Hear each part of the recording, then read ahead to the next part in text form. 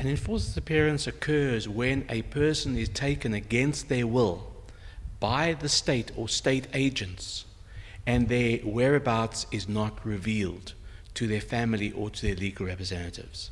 We take individual cases from families of those who've disappeared. We have about 55,000 cases of people who've disappeared. We try and work with the government concerned to ensure that they're able to be returned to their families, or if they're no longer alive, that their remains are returned back to their families. And we've had about a 20% success rate. In other words, about 10,000 cases have been resolved since the working group began in 1980.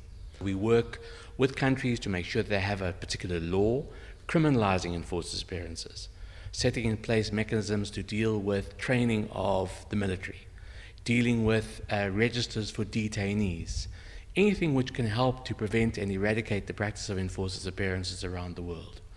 Luckily for us, the new Convention on the Protection of All Persons from Enforced Disappearances has now come into force.